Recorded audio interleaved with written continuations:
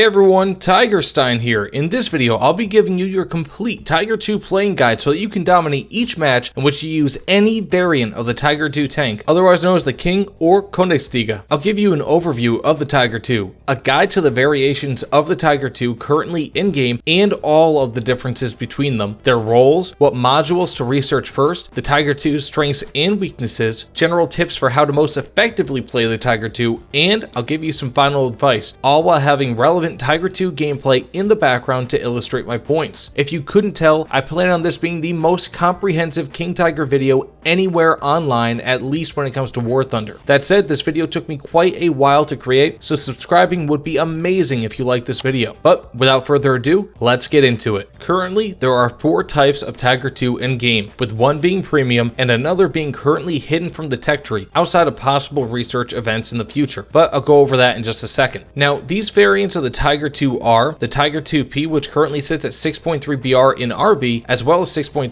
BR in AB, the Tiger 2H, the Tiger 2H SLA 16, and the Tiger 2 10.5 CM KWK, all of which sit at 6.7 BR in RB and 7.0 in AB. All Tiger 2s currently share the same 6.7 BR in Sim. Interestingly, all Tiger 2s are tier 4 except for the Tiger 10.5, which is tier 5. All of these Tigers have the same general armor profile, except for the Tiger 2P, which features a different turret that I'll be going over in a moment, and the SLA 16 that, in a way, has different armor on its turret compared to the others, but again, I'll go over that in just a second. Simultaneously, all Tiger 2s share the same 88mm KWK 43 cannon, except for the Tiger 2 10.5, as that has a larger, more powerful 105mm KWK L68 cannon, which I'll go over momentarily. All Tiger 2s also feature 2 7.92mm LMGs, with one in the turret and the other one mounted on top of the turret, the latter of which can provide some level of anti-air protection or, in some cases, can kill open-top vehicles, largely helped by the immense height of the Tiger 2 compared to the typically low-to-the-ground open-top vehicles, such as the M18 Hellcat. Other similarities are that all Tiger 2s have the same 2.8 to 4 degree per second vertical guidance, as well as the same chassis and tracks. To put it simply, all Tiger 2s share the following features and stats. They have the same hull armor at 150mm at the front and 80mm of armor at the sides and the rear of the vehicle. This is to say that the chassis is the same again on all Tiger 2s. They all have the same top speed and reverse speed at 42 km per hour moving forward and 11.1 km per hour moving backwards. They each have the same smoke grenade launchers with up to 12 smoke grenades to use. The visibility is the same on all Tiger 2s at 125%, though it is difficult to quantify. All Tiger 2s have about equivalent accuracy when it comes to their cannons, regardless of if it's the 105mm or the 88mm cannon. They all have equally incredible accuracy. Finally, each Tiger 2 has neutral steering, meaning that it can make a full 360-degree rotation without moving forwards or back, which is excellent for staying in cover. Now, with some of the main similarities between the Tigers, let's go over the differences and special features with each Tiger 2 variant now. Now, I'm going into the differences because you need to know the ins and outs of each vehicle down to the smallest detail in order to most effectively use each tank. An important thing to note moving forward in this video is that I call the APCBC ammo the PCGR or Panzergranaten ammo, even though PCGR is technically part of the APCR ammunition's name in game. I will be referring to the APCBC ammunition as PCGR or Panzergranaten and the APCR ammunition just as APCR.